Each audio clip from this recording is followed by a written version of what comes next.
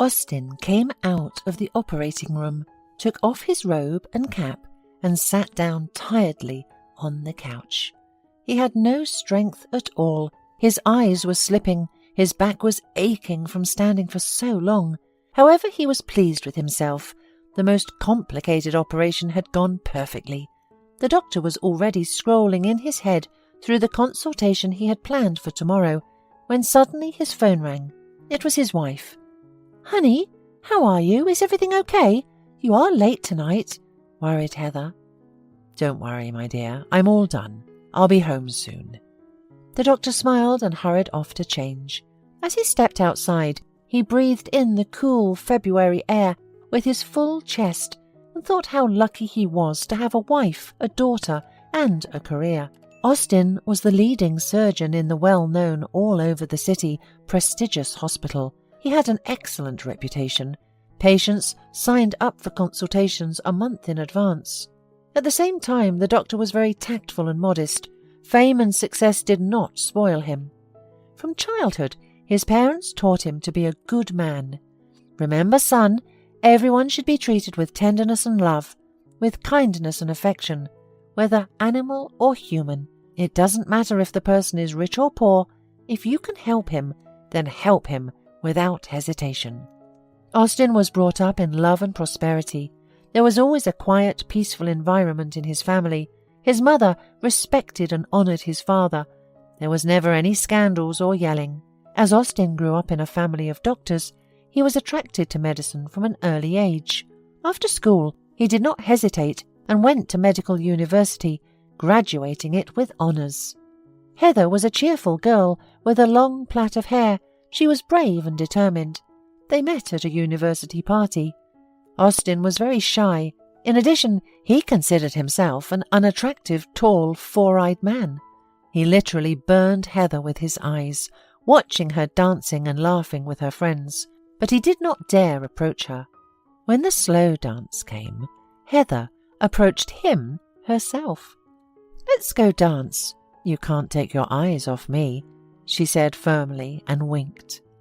They never parted again. After graduation, Heather worked as a paediatrician and then gave birth to a daughter, Molly.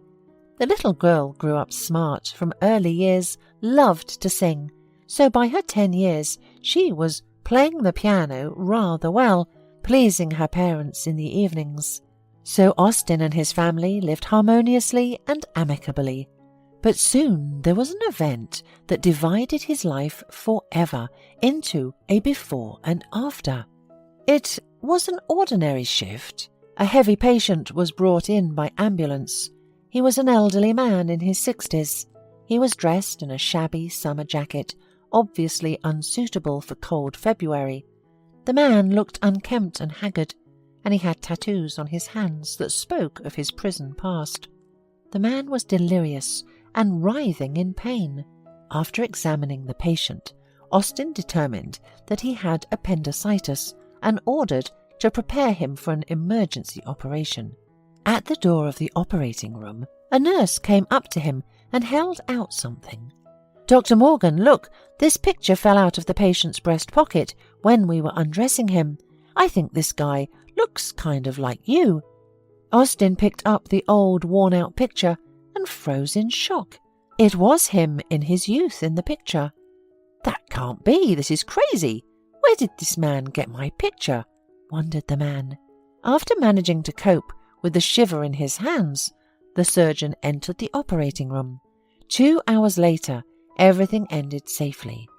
From that very minute, Austin was literally counting the minutes until the patient regained enough to be able to talk to him. The doctor became exhausted, asking himself 1,000 questions and not finding an answer. From the documents, he knew that the man's name was Carl Snyder, but this name did not mean anything to Austin. He constantly took out of his briefcase that photo as if he wanted to make sure once again that he was mistaken. But no, it was his face. At home, the surgeon pulled out an old album and began leafing through it frantically. "Austin, what's wrong with you? Has something happened? You haven't been yourself all day. What are you looking for there?" worriedly asked his wife. "Don't worry, sweetheart, everything's fine. I just wanted to see some old pictures. Look how young and beautiful we are here." The man quickly changed the subject, not wanting to disturb his wife. The picture was of him and Heather back in his student days. Austin discreetly slipped it into his briefcase. Finally, the patient was transferred to therapy from the intensive care unit. The doctor decided to visit the man and find out everything. He quickly entered the room. The elderly man was sitting on the bed and looking sadly out the window. "Good afternoon. How are you feeling? My name is Austin. I was your surgeon." "Better now, thank you. I'm deeply grateful to you. Thank you very much. Listen, I need to have a serious talk to you. When we took off your jacket before the operation, this photo fell out of your pocket," said Austin, and put it in front of the patient. "Who is this young man?" "Oh, thank God you found it, and I thought I'd lost it forever. Thank you," said the man with a smile and gently stroked the picture. "This is my son, Tommy. He passed away recently. I was just going to order a gravestone for his grave, but I suddenly felt bad." At this point, tears came to the elderly man's eyes. "Okay, but then look at this photo," said Austin, and pulled out his picture with Heather. "How do you explain this? How is that possible?" The man suddenly looked intently into the surgeon's eyes and turned pale. "So, it was you, son, who saved my life. That's how it happens in life. So many years have passed, and finally I see you. Thank you, and forgive me if you can." "What are you talking about? I'm not your son. My parents are alive, thank God. Explain yourself, please," said Austin, getting angry. "Of course, I'll tell you everything, but I can't do it in a few words. It's a long talk." "I'm in no hurry. My shift's over." It turned out that Mr. Snyder was an orphan. After graduation, he got a job at a construction site as a plasterer. That's where he found his bride, Regina. She was brought up by her grandmother. They lived very poorly. They started dating and then living together. Soon Regina realized that she was pregnant with twins. The couple got married and rejoiced, of course, but a rare, fatal complication happened during delivery, and the young woman died right on the operating table. Mr. Snyder took his sons from the maternity hospital, but he had no idea what to do with them and how to live further. He had no relatives, and Regina only had an elderly grandmother of 80. He was practically going crazy from the constant baby crying, had no time for anything. He almost did not sleep, and clearly realized for himself that he would not be able to support 2 children. He began to puzzle over what to do. He did not want to send his sons to the orphanage. He had been through this hell himself and knew how hard it was to live there. It was at this point that his acquaintances told him about a wealthy family of doctors who wished to adopt a baby, but only in a way that no one would know.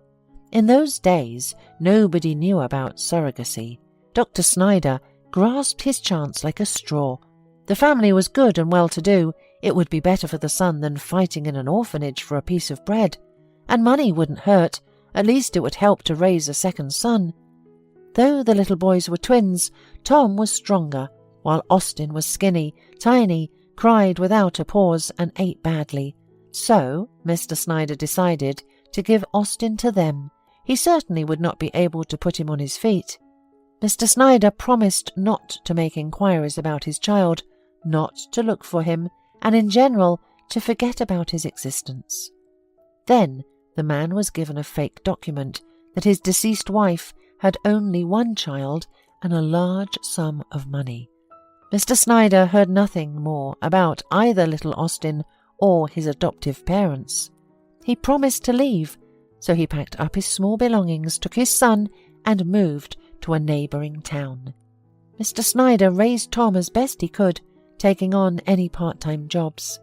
But unfortunately, he was failing at raising Tom as a decent man. Apparently it happened because of his constant absence for jobs. In general, since childhood, Tom was a troublemaker. He would break a window at school or get F grades. After school, he got mixed up with the local gang and did not want to work. One day, he and his friends stole a motorcycle. Tom was facing a serious prison term, so Mr. Snyder decided to take his blame, so as not to ruin his son's fate by going to jail. He went to prison for 3 years, thinking that his son would appreciate what he had done and would start a new life. But no, Tom continued to be friends with suspicious individuals, and recently he was hit by a car and died. I'm happy for you, son. You're obviously a clever and good man, since you've got such a job and you're saving people. So maybe it was for the best, finished Mr. Snyder, his sad tale. Austin was in shock. A storm of emotions overwhelmed him. He didn't know what to say, how to react, how to live with it at all. I need to think it over. Excuse me, I'll come to you later, was all Austin could squeeze out. Not remembering himself, he rushed home to his beloved wife. Only she could now help him make the right decision. Austin excitedly and confusedly told Heather everything. Can you imagine? Why didn't anyone tell me anything before? All my life my parents kept quiet, and I couldn't understand why I was nothing like them, and they kept telling me that I looked like my grandfather. What a cynicism! And this Mr. Snyder is no better than them. He told his son and did not remember about me all his life. With each word, Austin grew angrier and angrier. Heather went to the cupboard, took out the cognac, poured it into a shot glass and handed it to her husband. So, here's the deal, my dear. Everything you just said is emotion. So now you will drink it, take a hot bath and go to sleep. And in the morning, with a clear head, we'll talk. Austin listened to his wise wife, and so he did. In the morning, the couple continued their conversation. Well, now listen to what I think. Don't accuse anyone of anything, and don't you dare tell your parents anything. It would be a terrible pain for them. Look, they have nurtured you all these years, brought you up decently, educated you. You are their pride and support. What is their fault? Now imagine if you'd stayed with your own father. What would you have become? What could he give you? So thank fate that things turned out this way and nothing else. That's my opinion.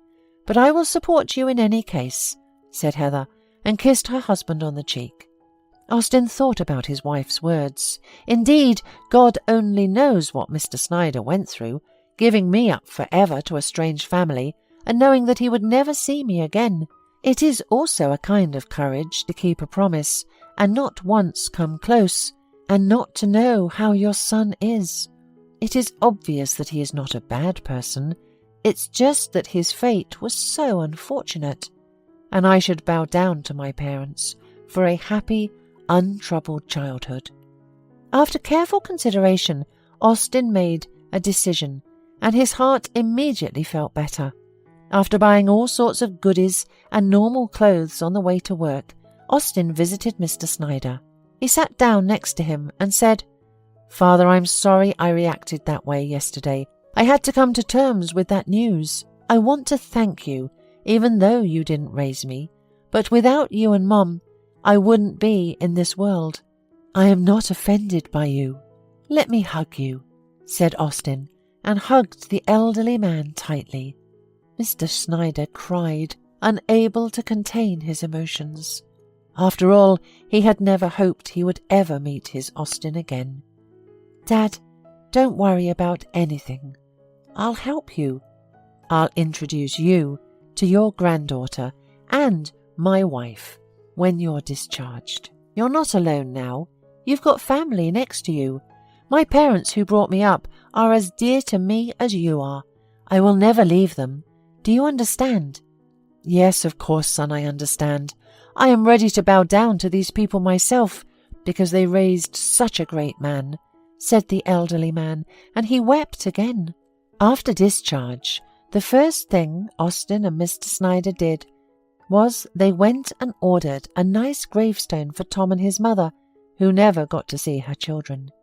After a while, Austin decided to invite Mr. Snyder to his home. Upon entering the apartment, the elderly man was noticeably nervous and shy, but the wise Heather took everything into her own hands. "Well, Mr. Snyder, come on in. Don't be shy. Molly, come and get acquainted. Here's your grandpa, Carl." The little girl looked at the man inquisitively. "Hi, Mom, I already have 2 grandfathers," she asked incomprehensively. "Well, you see how lucky you are. All your friends have 1, maximum 2 grandfathers, and you have 3. Everyone will be jealous," laughed Heather. "It's really great. Grandpa, do you want me to play the piano? I already know 10 compositions," said the child with a smile. "Of course, little girl," said the elderly man. The evening passed very warmly and cordially. As Mr. Snyder said goodbye, he couldn't hold back his tears. "Thank you for inviting me. I do not remember when I was in such a warm family environment," he emotionally said. A few days later, Austin visited his parents. His mother was happy, hugged him, ruffled his hair as in his childhood. Then they drank tea and cake, laughed, and remembered Austin's childhood. And the man realized that these people will always be the closest and dearest to him. It just can't be any other way. Hola, suscríbete a Historias Vitales para no perderte nuevas historias. Mi esposa había estado trabajando en su proyecto especial durante 4 meses ahora. No era su proyecto personal, pero ella era la persona principal y responsable de su éxito. El proyecto estaba diseñado para salvar a su empresa, Bixler Enterprises. Los últimos 4 meses habían sido difíciles porque se vio obligada a trabajar duro. Era importante tanto para ella como para la empresa. Había una buena posibilidad de que Bixler Enterprises quebrara si el proyecto no se completaba. Sarah tenía una licenciatura de Albrecht y un MBA de Wharton. Era la más inteligente de la familia. Yo empecé a trabajar como mecánico de autos justo después de la secundaria y después de 21 años seguía siendo mecánico de autos. No me importaba porque me gustaba el trabajo y pagaba bien. Era suficiente para pagar la universidad de Sarah y criar a 2 hijos. No vivíamos lujosamente, pero estábamos bien. Los niños ya se habían mudado, y las cosas iban bastante bien con nuestros ingresos. Sarah quedó embarazada 3 meses después de casarnos a la edad de 18 años. Durante los primeros años de nuestro matrimonio, vivimos con mis padres. Ellos tenían una gran casa vacía ya que 4 de mis hermanos se habían mudado. Eso significaba que teníamos una niñera mientras Sarah completaba sus primeros años de universidad. Debido a 2 embarazos, la carrera de 4 años le llevó 6 años completarla. Fue difícil, pero lo logró. Siempre tuve trabajo y nunca me faltó trabajo extra si lo necesitaba. Después de que Sarah se graduó de Wharton, alquilamos nuestro propio lugar. Tuvo ofertas de trabajo de varias empresas grandes, pero todas requerían que nos mudáramos. A mí no me importaba, pero Sarah quería quedarse cerca de casa. Por eso decidió trabajar en Bixler Enterprises. Pagaba bien, pero lo más importante, le daba responsabilidad y la oportunidad de avanzar. Sarah era una empleada trabajadora y dedicada. La presentación es el jueves en el Hotel Thyssen en Filadelfia. Tomé unos días libres en el trabajo para ayudarla según fuera necesario. Al final, todo lo que logré fue hacerle algo de comer cuando llegaba a casa. No sabía nada sobre su trabajo, ni tampoco quería saber, los negocios corporativos de alto nivel me aburrían. Empresarios de Europa, Asia y América del Sur venían aquí, la empresa pagaba sus boletos de avión y proporcionaba habitaciones en el Hotel Thyssen mientras estaban aquí. Era caro como el infierno, y por algunas cosas que Sarah había dicho, la empresa estaba sobreestimando sus finanzas. Su presentación era importante para ella, para la empresa y para más de 200 empleados. Hasta el martes por la noche, todo iba bien. Sarah llegó a casa con un traje nuevo, un traje gris con una blusa blanca. Desplegó todo lo que necesitaba en la cama de la habitación de invitados. Cuando se trataba de la limpieza de la casa, ella era normal, pero cuando se trataba del trabajo, era meticulosa. No entendía por qué necesitaba sacar su ropa interior de lujo, pero no dije nada. Además de su traje para la presentación, tenía varios vestidos de cóctel lindos para eventos sociales antes y después del evento. Siempre había evitado tales eventos, pero me sentía obligado a ir con ella si ella quería que lo hiciera. Me agradeció la oferta, pero dijo que no era necesario. Todos los materiales y equipos que necesitaba estaban guardados ordenadamente en el maletero de su Volvo. Antes de salir del trabajo, ella misma conducía el coche para asegurarse de que todo estuviera en perfectas condiciones. Tenía todo el día miércoles para prepararse y toda la noche del miércoles para socializar con sus invitados. Sara era tan buena en lo que hacía que sentía que habría sido mejor si simplemente me hubiera mantenido alejado de ella. Finalmente, había terminado. Lo había revisado y vuelto a revisar todo. Todo lo que necesitaba ahora era una ducha caliente y una buena noche de sueño. Supongo que mi error fue que empecé a revisar sus cosas después de que Sara comenzara a ducharse. Pensé que estaba ayudando, pero resultó ser lo contrario. Estaba moviendo cosas en la cama cuando un pequeño sobre blanco cayó del bolsillo lateral de su bolso de maquillaje. Una carta de una farmacia, pero no del tipo que solemos usar. Dentro había 10 pastillas. No tenía idea de qué era, Pren, y las instrucciones eran confusas. Si es necesario, tomar una pastilla y luego una segunda pastilla 12 horas después. Pensé que podría ser algo que ella había conseguido para la ansiedad o los nervios, pero las instrucciones no tenían sentido. La receta estaba escrita a su nombre el lunes. Volví a poner el sobre en su lugar mientras ella terminaba de ducharse. Decidí que quería saber más sobre Pren antes de contarle sobre ello. Por supuesto, si lo mencionaba, significaría que estaba revisando sus cosas. Odio los dilemas. Mientras Sara se preparaba para dormir, fui a nuestro ordenador doméstico y busqué. 10 minutos después, me uní a mi esposa bajo las sábanas. Pasé toda la noche despierto, preguntándome por qué mi esposa había recogido una receta para la píldora del día después, especialmente después de que me hicieran una vasectomía hace 10 años. A la mañana siguiente, me levanté temprano, pero no estaba descansado. Di un largo paseo, esperando que despejara mi mente. Me dirigí hacia casa con reticencia, temiendo lo que podría hacer o decir cuando llegara allí. Mi hijo Joe se unió a la Marina después de la escuela secundaria y estaba en su primer año en San Diego. Nuestra hija Gloria se casó con su amor de la infancia el año pasado y acababa de mudarse a Dallas. Eso dejaba solo a Sara y a mí. Echaba de menos a los niños, pero esperaba envejecer con mi esposa. Ella era la única mujer que me había interesado, y ahora todo estaba.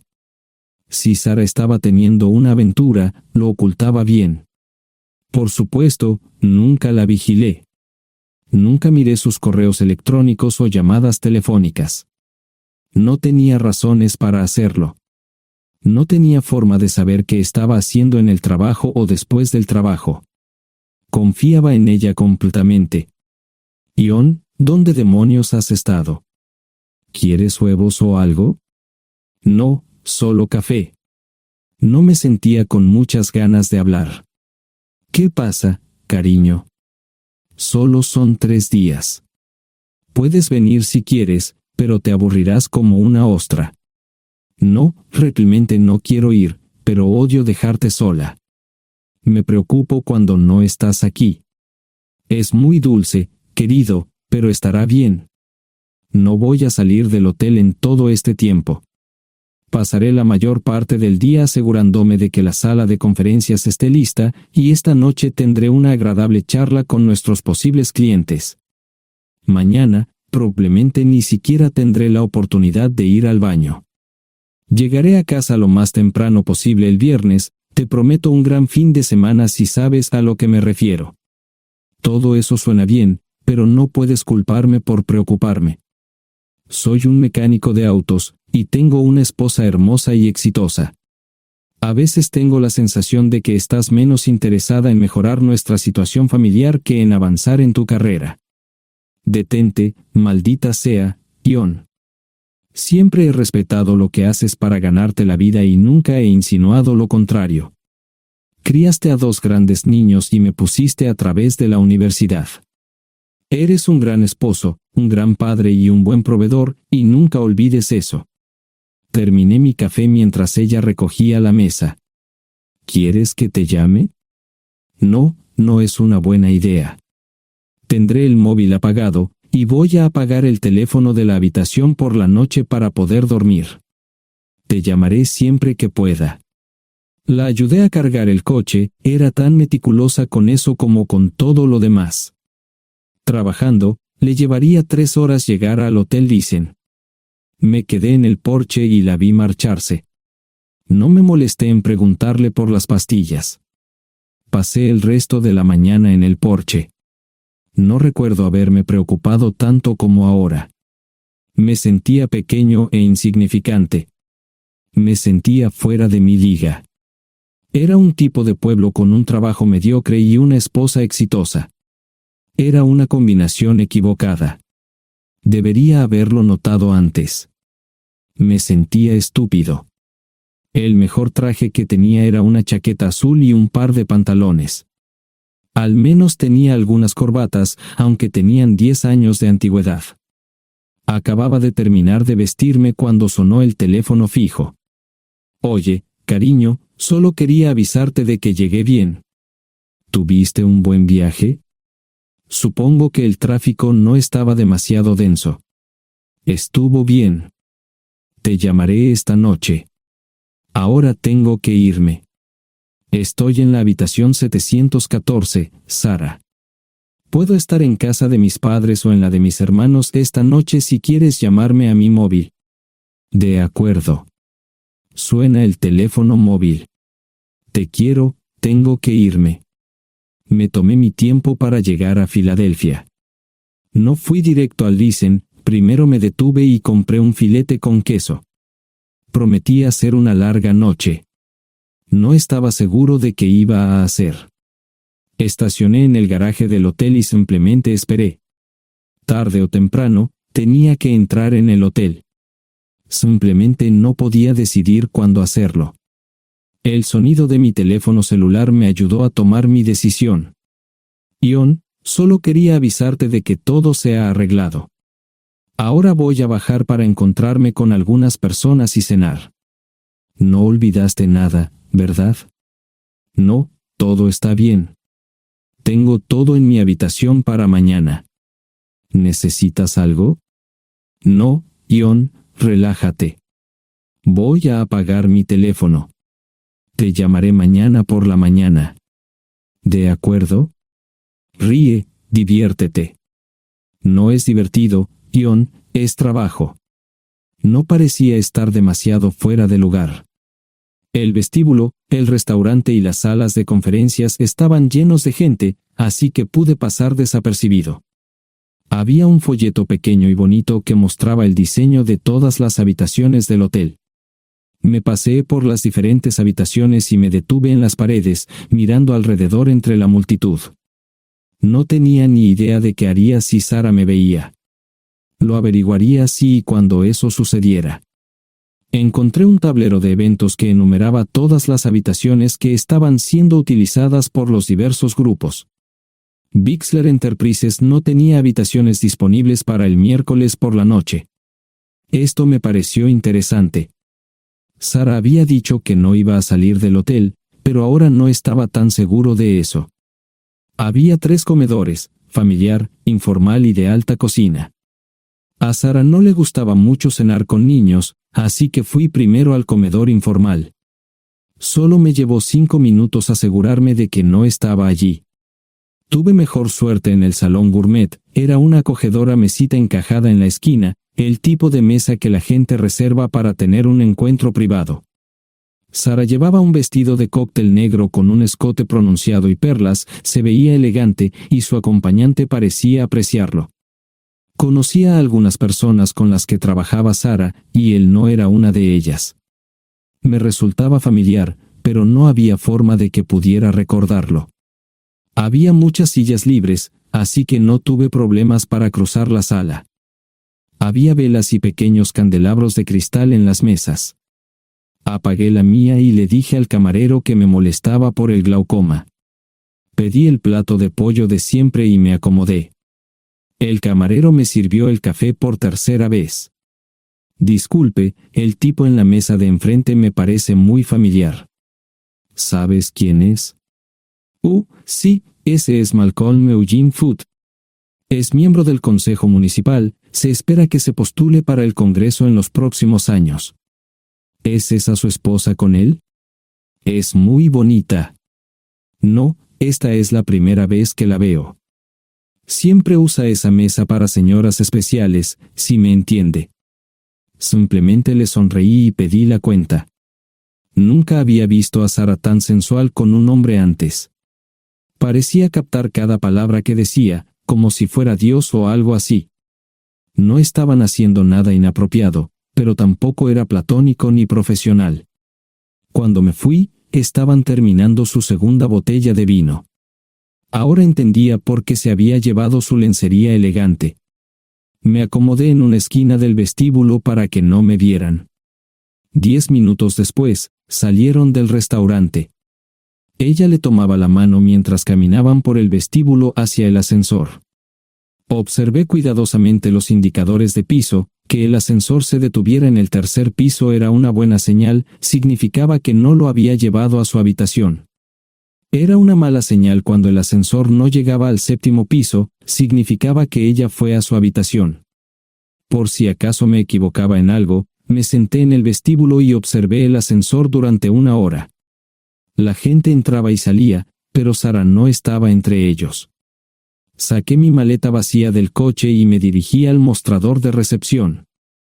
Aunque podía demostrar que era su esposo, me costó trabajo conseguir una tarjeta llave. Se dieron después de llamar a la habitación, pero nadie respondió. Finalmente, estaba en camino a la habitación 714 con la tarjeta llave. Ni siquiera encendí las luces al principio, simplemente me senté en la oscuridad de la habitación durante más de 1 hora. No fue difícil asegurarme de que no regresara a la habitación. Primero, empacé todas sus ropas y pertenencias personales. No dejé nada atrás. Revisé el paquete de Preven, todavía quedaban 10 pastillas en el tocador. De manera muy ordenada, estaban todos los artículos que necesitaría para su presentación al día siguiente. Comencé a llenar la maleta. Había 24 carpetas promocionales especialmente encuadernadas y otras 20 carpetas regulares, todas ellas fueron a la maleta. Un proyector digital fue lo siguiente, seguido de una computadora portátil. Tomé su bolso y su celular, que había dejado en la habitación. Todo lo que tenía consigo era un bolso de mano y probablemente un tubo de lápiz labial. Di una vuelta por la habitación tan cuidadosamente como lo hizo ella para asegurarme de no perder nada. Una vez satisfecho, dejé las llaves del coche y mi anillo de bodas en el tocador. Aparte de esos 2 objetos, la habitación estaba completamente vacía. El ascensor se dirigió directamente al estacionamiento, no tuve problemas para llevar 2 maletas, y 20 minutos después, estaba en la autopista rumbo al norte. Pasaban las 3 de la madrugada, no tenía idea de que había pasado tanto tiempo. 1 hora o 2 después, sonó mi teléfono celular, la identificación de llamadas mostraba el número del Listen. ¿Ion? Sí, ¿dónde estás? Estaré en casa pronto. Eso fue todo lo que dije. Hubo silencio en el otro extremo de la línea. Los vendedores tienen un viejo dicho, el primero que habla pierde. Pareció una eternidad antes de que ella hablara. Ion, lo siento. No preguntó nada y simplemente colgó. Apagué mi teléfono, era obvio que había regresado a su habitación.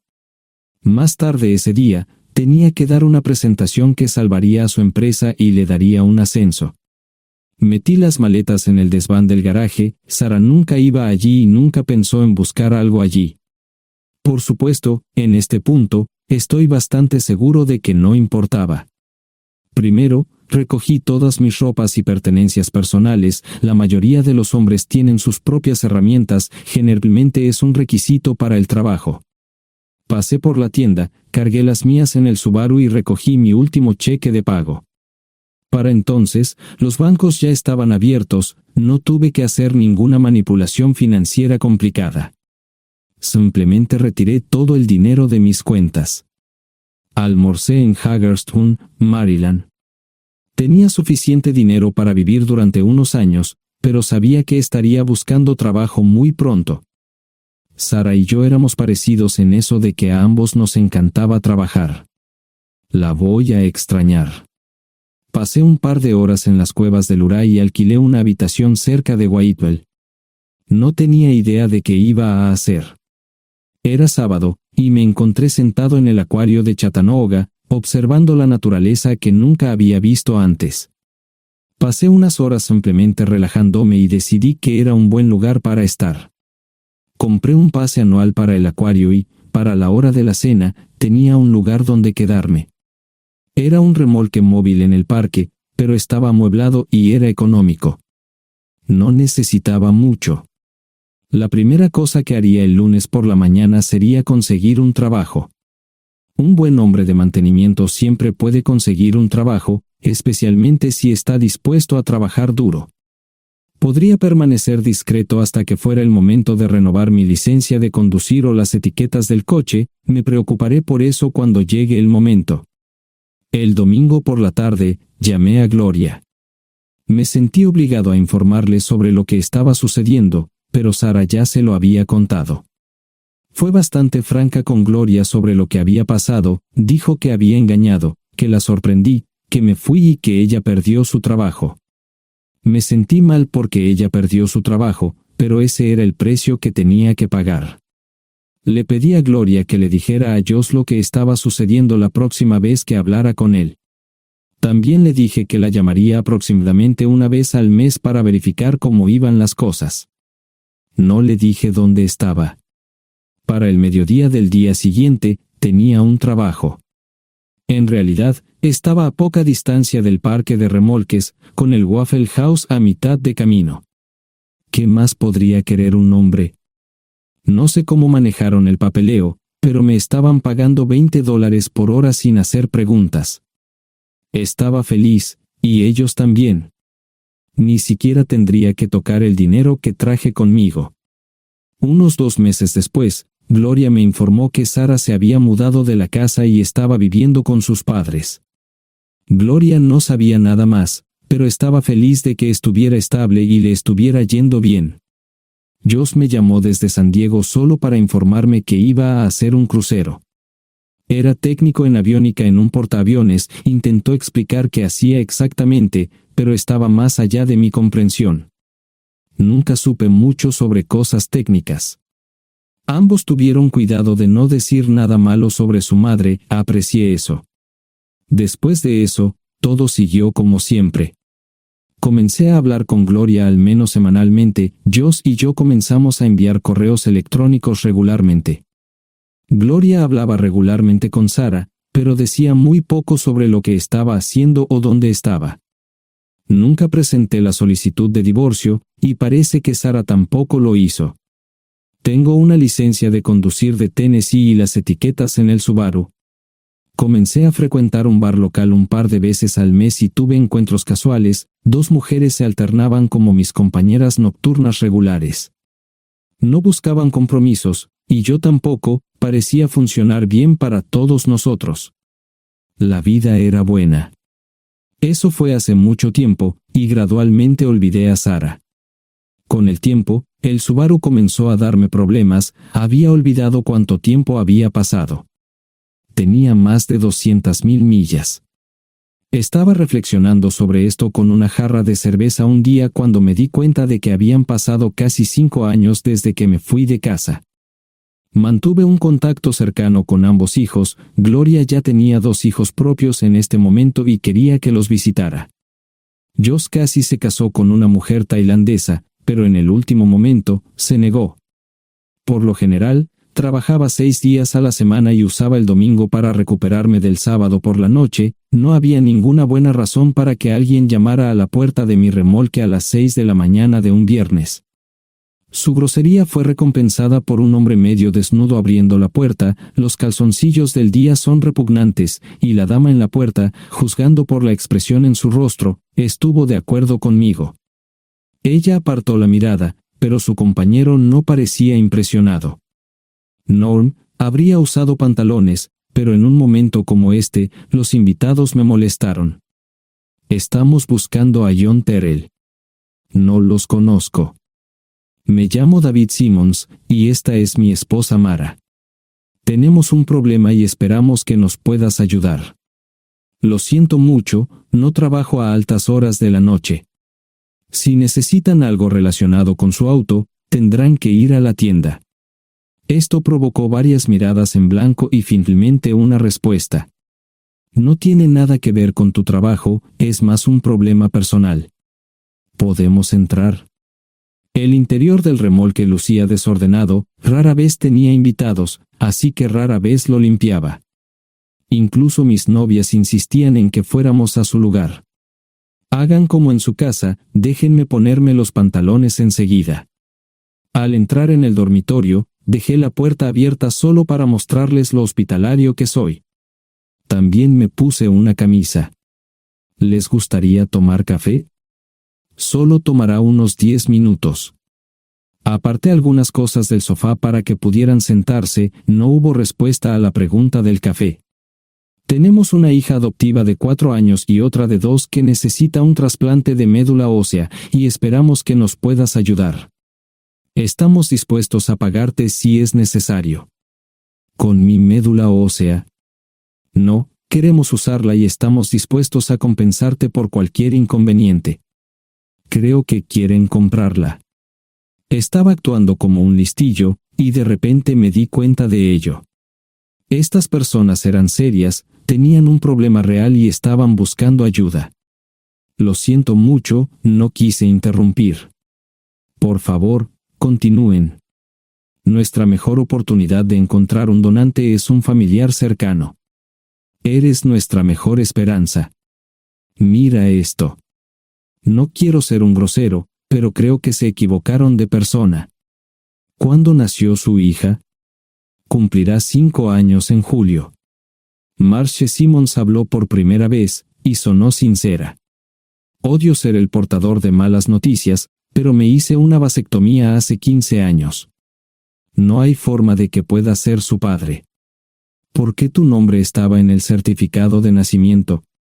No puedo responder eso, tal vez deberían preguntarle a su madre. Esa afirmación fue recibida con silencio. Sentí pena por estas personas, pero no sabía cómo ayudarles. ¿Cuál es el nombre de la madre? Sarah Lise Terrell. No encontraba las palabras. Tal vez no debería haber tomado esas malditas pastillas de ella, por supuesto, entonces esas personas no tendrían una hija en absoluto. Todo lo que pensaba que había superado el dolor, y aquí está de nuevo, viejos recuerdos de mi esposa teniendo relaciones sexuales con ese maldito político de Filadelfia. Estaba empezando a olvidarlo todo, y ahora estaba de vuelta. Maldita sea. Ahora entiendo y pido disculpas por mi grosería e insensibilidad. Haré todo lo que esté en mi poder para ayudarles. En primer lugar, porque no puede Sara hacerse un trasplante de médula ósea.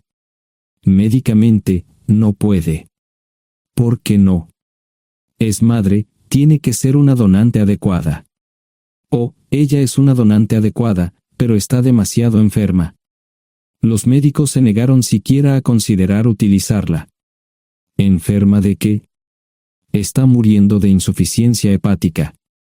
Le quedan menos de 6 meses de vida. Esto no tiene sentido. Siempre ha estado perfectamente sana. Además, no creo que un hígado enfermo le impida donar médula ósea. El hospital no aceptará su firma en el formulario de consentimiento. ¿Estás diciendo que hay algo mal en su cabeza? Ambos me miraron en silencio, sabían la respuesta, pero no querían decirlo. En ese momento, no quería que se sintieran aún más incómodos. Hace 10 minutos, no me importaban, pero ahora sentía que tenía que protegerlos y ayudarlos. ¿Cómo sucedió esto? ¿Podría alguno de mis hijos ayudar? Quizás, pero pensamos que eras nuestra mejor esperanza. ¿Por qué no van tras su padre, su verdadero padre? Pensamos que eras tú. No tenemos ni idea de quién más podría ser. Sara no nos dijo nada sobre otro posible padre. De hecho, ella no estaba en condiciones de explicar nada, agregó Mara. Obtuvimos la mayoría de nuestra información de la agencia de adopción. Tuve que preparar café y hacer pis, permítanme un momento. Dejé a mis invitados sentados mientras preparaba el café. Solo tomó unos minutos. Mientras se preparaba, fui al baño, algo que necesitaba hacer urgentemente. Traté de ser discreto, ya había avergonzado lo suficiente a Mara. ¿Dónde viven? En Westchester, Pensilvania. Les haré una oferta. Si les digo quién es el verdadero padre de su hija, deben prometerme que lo perseguirán sin descanso hasta obtener lo que desean. ¿De qué estás hablando? El padre de su hija es un político prominente en Pensilvania. Por supuesto, negará todo y probablemente les proporcionará documentos legales para detener sus esfuerzos. Si acuerdan presionar lo suficiente para que él admita que la niña es suya, podrán avergonzarlo y obligarlo a hacerse un trasplante de médula ósea. Eso es lo que quieren, ¿verdad? Sí, claro, pero ¿cómo hacemos eso? No lo sé. Soy mecánico. Trabajo con metal para ganarme la vida. Creo que la mejor manera sería utilizar la televisión, la radio y los periódicos. Los políticos harán cualquier cosa para evitar una mala publicidad. ¿Tienen amigos que puedan ayudar? Bueno, ahora ambos estaban sonriendo. Debo haber dicho algo que les dio esperanza. Creo que podemos hacer esto. ¿Quién demonios es él? Malcolm Eugene Foote. Se postula para el Senado de los Estados Unidos. Apuesto a que hará cualquier cosa para evitar una mala publicidad. El café estaba listo, pero David y Marchen no podían esperar para llegar a casa. Antes de irse, les dije cómo ponerse en contacto con Gloria y Josh en caso de que los necesitaran. Estaba seguro de que ayudarían. También les pedí que me dijeran dónde estaba Sara. Probablemente estaría en Pensacola antes de que ellos regresaran a Westchester. Me corté el pelo y compré una camisa nueva. Sara era una tramposa que arruinó mi vida, pero aún así quería lucir bien cuando la viera. Era otro remolque, pero esta vez era un bonito doble nuevo. Allí estaba su Volvo con una llanta desinflada y un parabrisas roto. La mujer que abrió la puerta no era Sara, parecía que la habían empapado fuerte y la habían dejado empapada. Tenía al menos 45, tal vez 50, y debió haber tenido una vida difícil. La falta de maquillaje no ayudaba, y simplemente se veía horrible. No tuve la oportunidad de abrir la boca. Caray, si no es John Terrell. Nunca esperé verte aquí. Tuve que usar la vieja línea, me estás poniendo en desventaja. Sherry Hart. Pasa, entra. ¿Quieres una cerveza? No, pero gracias. Estoy aquí para ver a Sara. Sherry cruzó la habitación y se detuvo en el buffet del comedor. Aquí está, John. Mírala todo lo que quieras. Su mano señalaba una urna de latón que estaba en el centro del buffet vacío. Supongo que llegué demasiado tarde. No me moví, solo me quedé mirando el contenedor frente a mí. ¿Puedo tomar una cerveza ahora? Sara se mudó a Pensacola después de dar a su bebé en adopción. Compró el remolque con el dinero que recibió de Bixler Enterprises después de que la despidieron. Tenía una participación en las ganancias, 401k, y vacaciones y días de enfermedad. Eventualmente, consiguió un trabajo en una fábrica local de prendas de vestir donde trabajaba en el departamento de envíos. Allí fue donde conoció a Sherry. Sherry alquilaba una habitación de Sara. Cada centavo que Sara ganaba iba para el alcohol. Empezó con vino y gradualmente pasó a bebidas más fuertes, las más baratas. Eventualmente, perdió su trabajo debido a su alcoholismo y se vio obligada a usar sus ahorros. Nunca salió con nadie ni salió a ningún lado. Serry se quedó con ella, pagó sus servicios públicos y compró alimentos que Sara no comía. Le llevó más de 3 años quitarse la vida. Increíblemente, ella tenía un testamento y me dejó un doble remolque y un Volvo. Serry explicó que Sara estaba tan angustiada por lo que había hecho que simplemente se rindió. No intentó evitar el embarazo ni siquiera terminarlo. La adopción se había arreglado meses antes de que naciera el bebé. Nunca volvió a trabajar, excepto en los trabajos clandestinos que hacía mal. Serry dijo que Sara no parecía tener ambición ni propósito en la vida. Sara hablaba mucho de mí pero tenía miedo de intentar contactarme. Gloria le dio mi número, pero nunca me llamó. Era como si su aventura de una noche la hubiera lastimado más a ella que a mí. Estuve allí durante 2 semanas y luego vendí el remolque de Serry por $1 y obtuve $3,000 por el Volvo. 2 días después, estaba en Westchester visitando a mis nuevos amigos David y Marche. Malcolm Eugene Foote resistió al principio, pero David y Marche lo presionaron hasta que cedió. Insistió en pruebas de ADN, que demostraron que era el padre. Para salvar la cara, más o menos lo obligaron a someterse a un trasplante de médula ósea, que fue exitoso. La carrera política y la vida familiar de Malcolm no dejaron una impresión favorable. Su caída en las encuestas fue tan rápida que el partido lo reemplazó por otro candidato unos meses antes de las elecciones. Su esposa solicitó el divorcio y fue muy pública al respecto. Sara y yo estamos viajando ahora a Dallas para ver a Gloria y a mis nietos. No sé cuánto tiempo mantendré a Sara conmigo, probablemente hasta que tenga a alguien.